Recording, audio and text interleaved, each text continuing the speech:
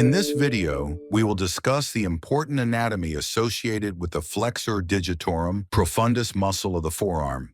The flexor digitorum profundus is a muscle in the forearm that flexes the fingers.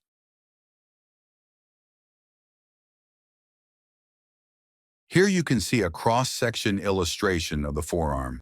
The flexor digitorum profundus muscle lies in the deep compartment of the forearm. The origin of the flexor digitorum profundus. It arises from the upper three-quarters of the volar and medial surfaces of the ulna, as well as the interosseous membrane and deep fascia of the forearm. The tendons of the FDP muscle are inserted into the base of the distal phalanges of the fingers. As you can see here, the flexor digitorum profundus tendon is inserted into the distal phalanx, while the flexor digitorum superficialis is inserted into the middle phalanx. The flexor digitorum superficialis separates and creates a tunnel for the flexor digitorum profundus to go through. At the proximal third of the proximal phalanx, the flexor digitorum superficialis splits to pass around the flexor digitorum profundus.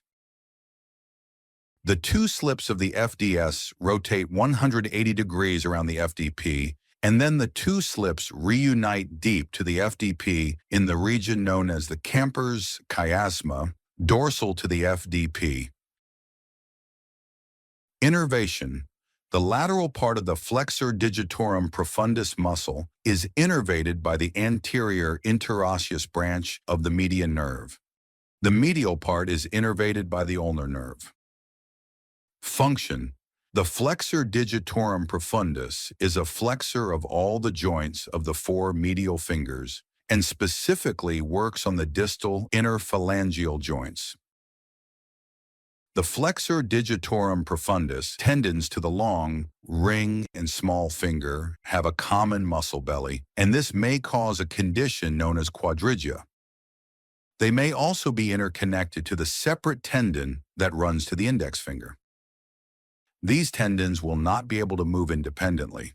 If one tendon gets shorter, the other tendons will not have full excursion. Causes of quadriga usually results from adhesion or scarring of the flexor digitorum profundus tendons. It can also result from over-tightening or distal advancement of the tendon after rupture and repair. This may also be seen after amputation with suturing of the profundus tendon to the extensor tendons. The condition results in a weak grasp in the remaining fingers, and the patient will not be able to make a full fist. If one tendon is shortened, the others will not shorten, and there will be loss of flexion in the other digits. Thank you for watching this video. This concludes our video on the anatomy associated with the flexor digitorum profundus muscle. We will discuss the anatomy of other muscles of the forearm in additional videos.